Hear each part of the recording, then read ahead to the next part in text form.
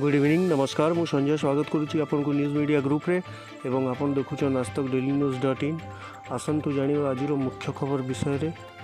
आज 8 मार्च जेपरी आपन जानिथिबे आज अंतर्राष्ट्रीय महिला दिवस एवं आपण मन को मु बतै देबा लागि चाहूची जे ओडिशार विभिन्न जगह रे विभिन्न संगठन पक्षरु आज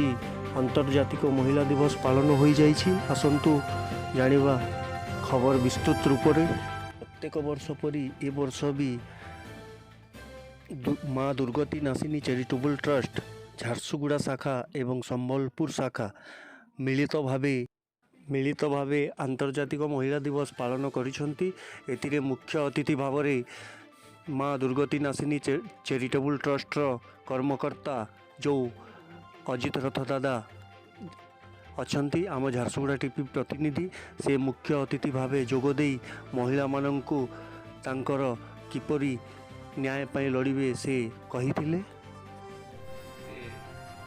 पालन करवार मुख्य उद्देश्य है महिला मानकर आईन अच्छे महिला मानकर जो महिला निर्यातना बढ़ुचे से सब महिला माने केनता सशक्त हो पारे महिला माने केनता आगे जा पारे विभिन्न प्रकार योजना सरकार करुछन किंतु से योजना गुड़ाक उपयुक्त लोकन के ना आपण मान के पहुँची नहीं पार्बा से रास्ता बाट मारणा होचे। तो विभिन्न प्रकार जेन नारी मानकर सुरक्षा के लेकरी नारी मानकर अधिकार के लेकरी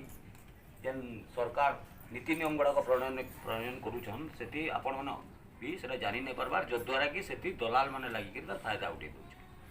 और नारी मानकर जेन नियम आईनटा अच्छे नारी निर्यातना हो कि जेन घरोई कलह गुड़ाक होचे जहाँ भी जेन जिनस गुड़ाक होचे से भी अनेक आईन अच्छे से आम आईन परामर्शदाता से खाली नहीं आसी पारे ना से आसिक आप विस्तृत भाव बतई दे से कण कण आईन अच्छे जे आउ कभी जब कार्यक्रम मीटिंग हवा निश्चित भाव डाकवा ताकर ना मानस सिन्हा से आम दुर्गति नासिनी झारसुगुड़ा जिले में जहाँ भी आम आईन कानून संबंध में जहाँ भी असुविधा आसी से निःशुल्क टंकाटे भी नहीं से आम केस पत्र हैंडल करसन से जब आप भी केमती घरोई समस्या हाँ आम मेम्बर मान भर से समस्यार समाधान भी से बिना फीस रे करेंगे। सेंता संबलपुर जन अच्छा आम